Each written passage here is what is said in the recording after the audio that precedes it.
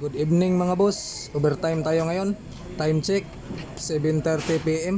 Troubleshooting na naman tayo. Toyota Hilux 2021 from Sindangan. Ang issue at concern ng may-ari dito ay may nakailaw sa kanyang instrument panel. So ito 'yon.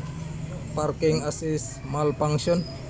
So ito yung palaging naka-indicate sa kanyang instrument panel pag pinagana yung kanyang parking assist sa kanyang mga clearance sonar sensor.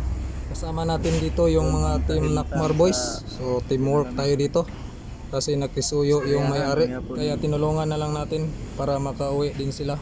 So ito yung mga DTC na nababasa sa ating scanner kanina mga boss. So meron siyang tatlo dito. Ang target natin dito na isolve ay sa kanyang clearance sonar system. Ang hatol natin dito mga boss, syempre nag-communication circuit yung DTC niya. Unang ginawa namin dito ay basic muna. Chine-check namin dito yung mga wiring kung wala bang putol. Tsaka linis-linis muna ng mga sakit. Ganon rin yung ginawa natin sa loob mga boss. Pagkatapos ay solve na yung problema natin. Gumana na siya. Regarding sa isang DTC natin kanina mga boss, yung floor extra electrical key oscillator circuit open ay na-trace din natin. So okay na siya.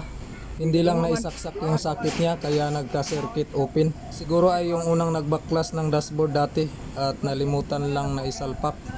Ngayon mga boss ay solve na yung problema natin. So goods na goods na. Yaway na si Imboy. So dito ay ibinalik na rin namin lahat yung tinanggal. Shout out sa mga kasama natin dyan. Team Nakmar boys, sobrang sipag talaga. Wala talagang imposible kapag tayo ay nagtutulong-tulungan.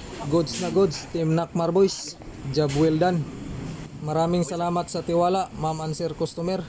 Ingat sa biyahe. God bless.